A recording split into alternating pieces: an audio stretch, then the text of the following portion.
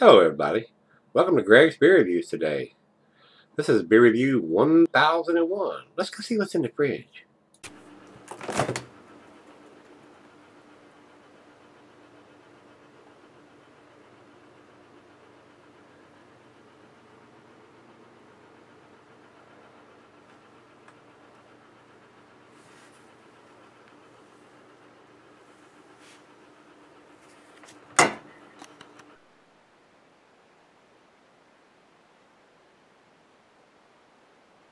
Hello everybody, welcome to Greg's Beer Reviews today. Hope everybody enjoyed Beer Review 1000. I apologize for flapping my gums so long on a 17-minute beer review and kept repeating myself over and over and over. I was just excited, guys. So I hope everybody enjoyed that one yesterday.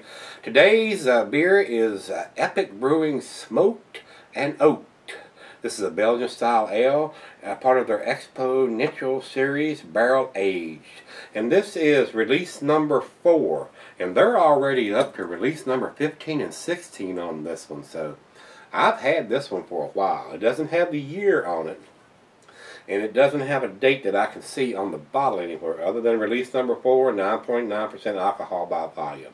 You are holding a something special, one of the only 1,800 bottles released and numbered. So this is one of the 1,800 bottles, guys. I don't see a date anywhere on it, but like I said, they've done release 1 all the way up to 15 and 16, and this is number 4. So several years old, I'm pretty sure, guys. So with that being said, let's get on with this one. They're out of Utah, guys, Salt Lake City, Belgian Strong Dark Ale. Coming in at, how I say, 9.9 on this one, 9.9% alcohol on this one, guys. Each year is the alcohol is a little different, so I guess they're using a different recipe each year, or doing something different to get the different ABV levels on this.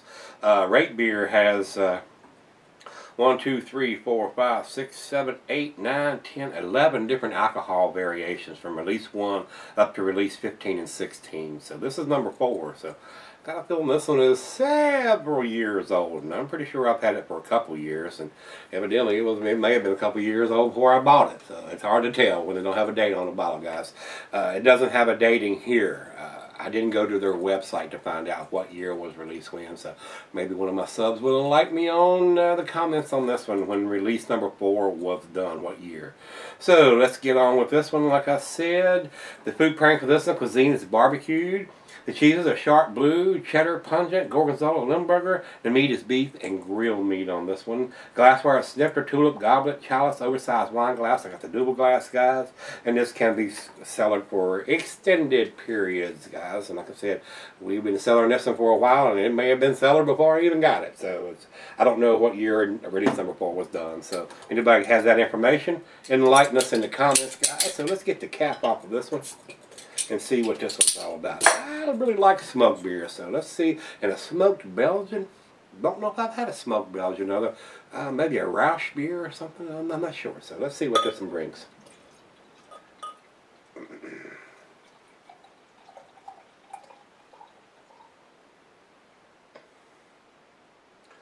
Alright, and to the glass, over to the light, it is a rich red tangerine color. It looks a lot like an IPA in the glass, guys.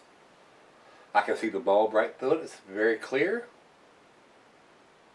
And it didn't pour a super big head with that aggressive pour. And this is barely covering the top of the beer now, guys. So let's get a nose on this one.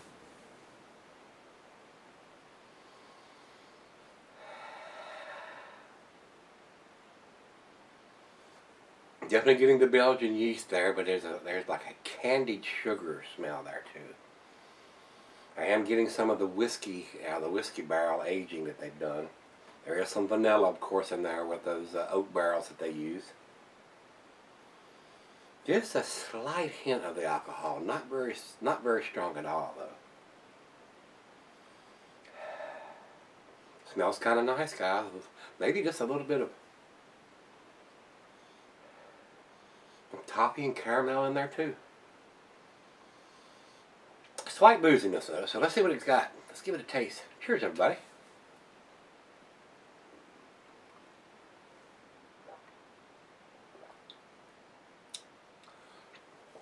Slight smokiness there. I wasn't getting hardly any of the smoke on the nose. Definitely getting it on the taste. It's got a peaty, smoky characteristic to it. It's very nice, very pleasant. Go along with the Belgian yeast.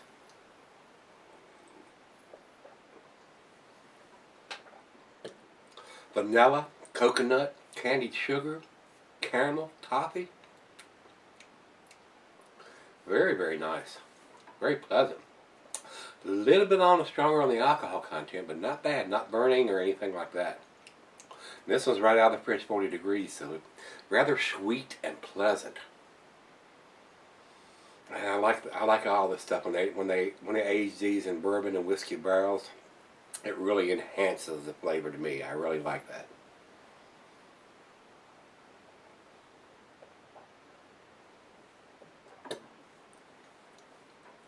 Oh wow.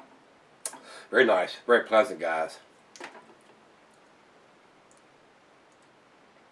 Yeah, very nice.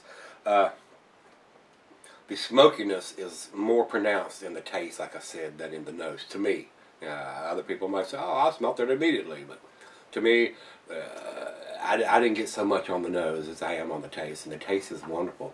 It's not super smoky, but it does have that peaty, smoky quality to it, guys. So we're going to let it warm up, see what it ends with, and this is a bomber. I'm going to share the other half of this with the old, I'm going to say old lady. I'm going to respect her better than that. The better half.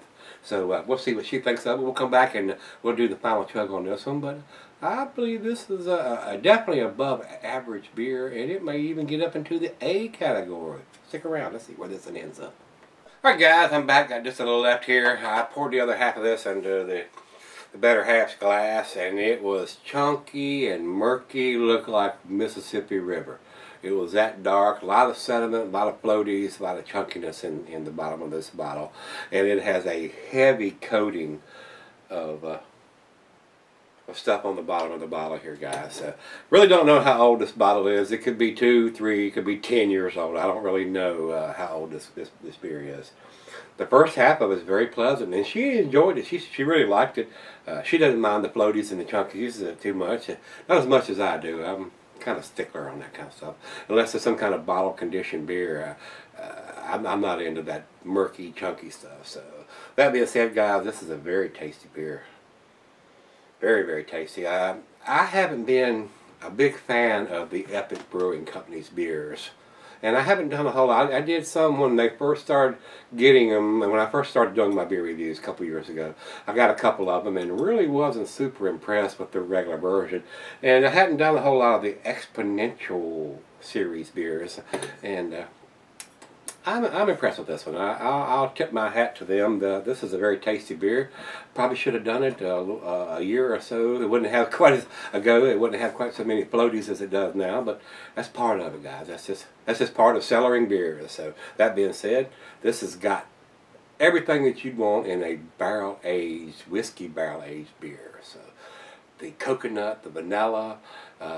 On this one, this particular one, with the Belgian yeast qualities and stuff, everything works real well together. I'm impressed with the smokiness and the Belgian qualities and the whiskey barrel and the bourbon and the vanilla and the coconut. So very nice, very complex. Enjoyed this one, guys. Final chug.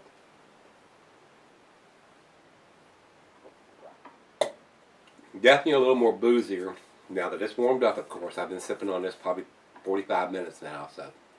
Very tasty. I enjoyed it, guys.